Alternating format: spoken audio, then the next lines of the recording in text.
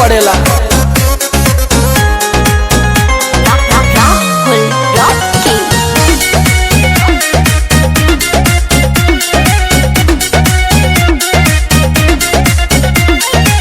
चैती बयरिया मचौले बतबाही, लस लस देह करे आवेला जम्हाई। चैती बयरिया मचौले बतबाही, लस लस देह करे आवेला जमाही। कैसे बताई कैसे जाके दुख अपन राजा हम बखानी, और कैसे जाके दुख अपन राजा हो बखानी।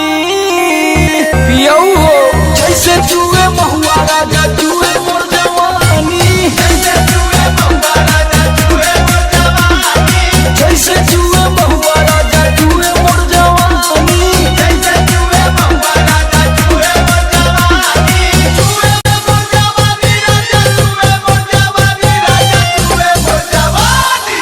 हाय रे गरमिया छोड़ाई देला पानी, हाय रे गरमिया छोड़ाई देला पानी, जैसे जुए महुआ राजा जुए मोर जवानी, जैसे जुए महुआ राजा जुए मोर जवानी।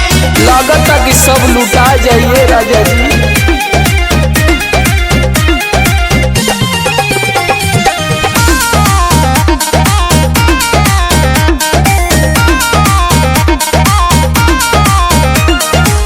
बहरा में राजा करता ड्यूटी, सगरो बिगड़ जाता हमरो नु ब्यूटी, सगरो बिगड़ जाता हमरो नु ब्यूटी।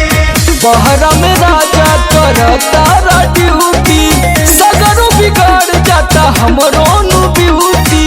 नाश होता राजा जी।